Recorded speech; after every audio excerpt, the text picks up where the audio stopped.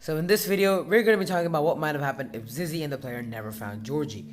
Now this is an ongoing series which I will continue until Ender City and other updates release, and don't worry, I will be making theories and more. This series is fan fiction, so you also get to participate. Comment your what if something, and that's all you need to do, and I'll do the thinking. Now lastly, please subscribe to my channel. You guys know, you guys have been loving these videos lately, and a subscribe would really be supportive of you and just boost my motivation, something like that. So without any further ado, let's jump into today's video. What if the player and Zizzy never found Georgie?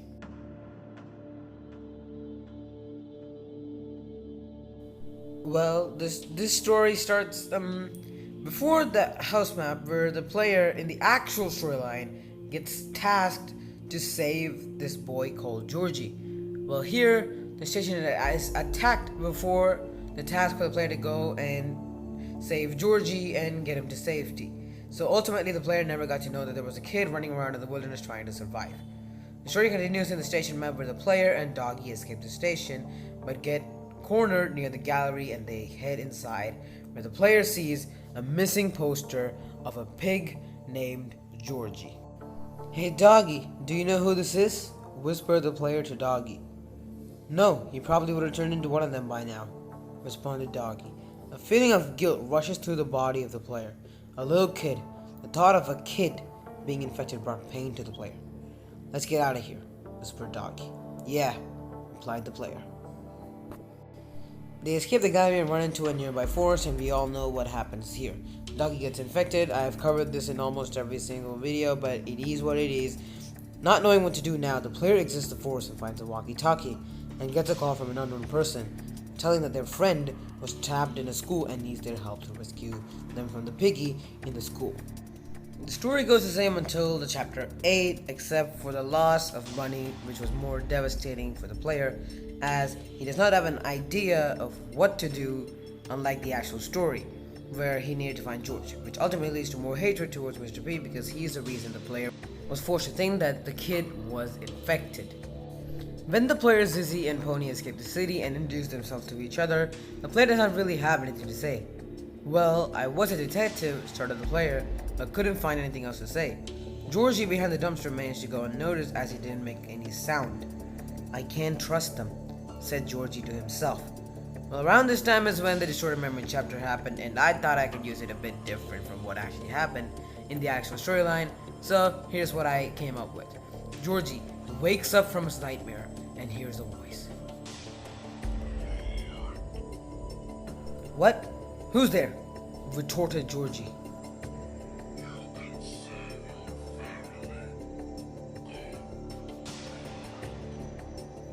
"How?" replied Georgie, but no answer came. "Hello," said Georgie again, but still no answer came.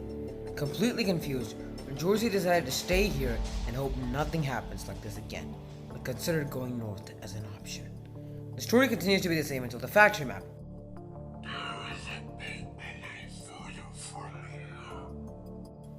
"How do you know?" asked Georgie, and the moment he said that, his surroundings turned completely dark, and in front of him summoned a mysterious creature. Said the creature.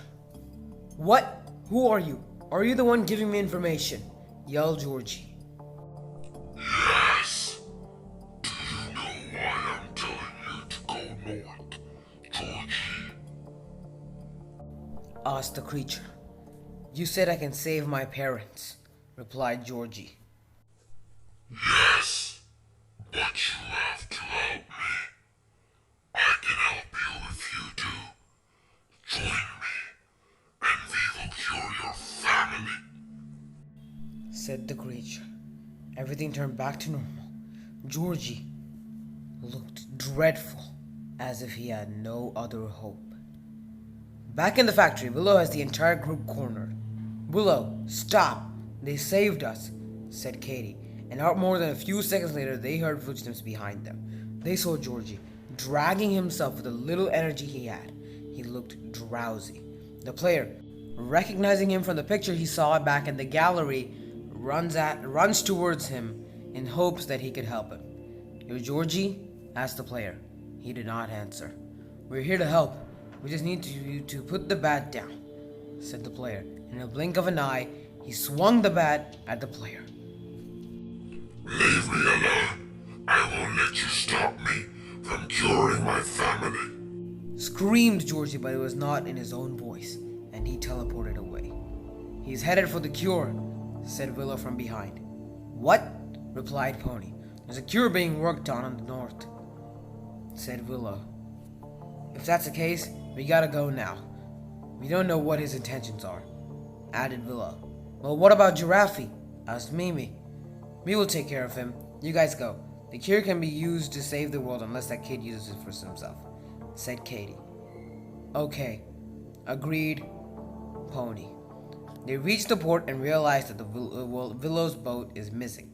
"The tiger betrayed me," said Willow. "He must have went with the kid," said the player. The story continued to be the same until the camp map. "I see you've joined with that traitor, little kiddo," said Willow.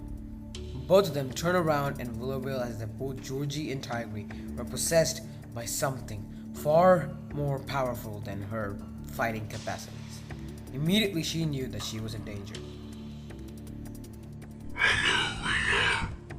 Here to die?" Asked Tigry in the same monstrous voice as Georgie. Willow backs away, knowing she can't fight two of them at once. "Georgie, you don't need to do this. Join us. We can help you," said the player from behind. "You don't know what I've been through. You can't help me," Yelled Georgie at the player. "It's okay. I can understand." And the world went black. Said the creature from Georgie's mind. "What? Who are you?" asked the player. The player looks around and sees Tigry and Georgie laying unconscious on the ground. "What did you do to them?" asked the player. "They accepted my request, and now they are helping me. "What?" And I'm here to tell you to stay out of my way." Yelled the creature. "No! You're using them to do your bidding! Let them go!"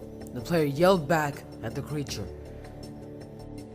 "Looks like I have to get rid of you." Right after that, a monster straight out of a nightmare erupted from an ink-like puddle on the floor, and the player realized that the place behind him had changed to places he had been in throughout his life.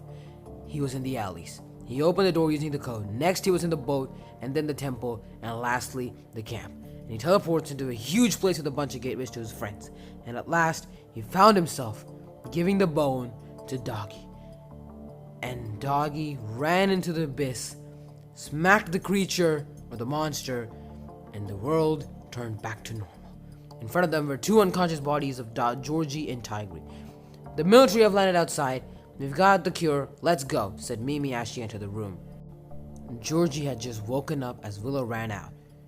"You're safe now, Georgie," said the player. And Georgie smiled back at him. Well, hope you liked that video. If you did, please make sure to leave a like and subscribe. This video took a whole lot of effort to make. Probably even, I think this is the longest I've taken to make a video on What If. But whatever. Comment what else do you think you want to watch in the series, and I'll see you on the next video. Peace.